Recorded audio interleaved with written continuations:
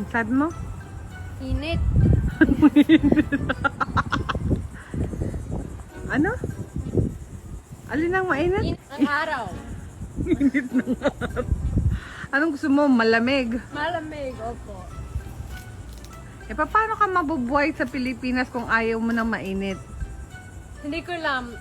Loads of aircon na lang. Mahal ang kuryente sa Pilipinas. Hindi ka tulad dito, naka-centralize ka. Mura lang ang kuryente dito sa Amerika. Pero sa Pilipinas, nako! Mamatay ka, kakabayad. Doon lang mapunta lahat ng pera mo sa kakabayad ng kuryente. Oh. Hindi ko alam. Anong gagawin mo? Dapat maligo ka ng mga 10 beses sa isang araw. Kaming electric fans at at aircon. May pangbayad ka ng aircon. Opo.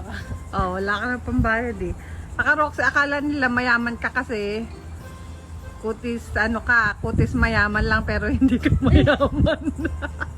Ano nangyari sa fence na bahay? Bagyo sa last year. Anong ginawa ng bagyo sa ating fence? Tinangay ng bagyo. Ayun. Asan na? Pakita mo. Ano, asan yung ano? Teka lang, pakit ka ng pakit dyan eh. Asan yung ano? Sunod, ayun. Tinangay mula doon, saka saan? Saka doon. Saka, not doon, dito. Oh, dito. Ayan, ito yung fence namin. Tinangay ng bagyo last year. So, bakit hindi pa rin natin napapagawa? Kasi mahal ang bagong fence. Halang bagong fence. So, mag-iipon tayo ng pang fence pagkatapos ng bagyo. So, ngayon, may parating tayong bagyo, di ba? Ano oras darating yung bagyo? Sa gabi. Sa gabi, oo. Uh-huh. Nakapaglinis-linis na tayo. Nilagyan na namin to ng mabigat para hindi tangayin ng malakas na hangin.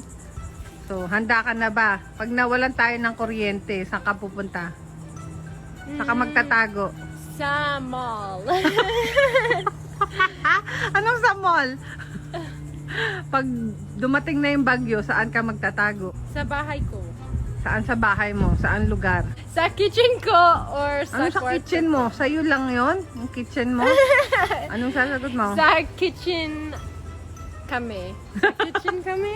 Ne, kitchen Oh, natin. kitchen natin. Kapunta? Sa loob ng bahay. Kasi Bakit? init ang araw. Mainit ang araw. Sige na, pasok ka na.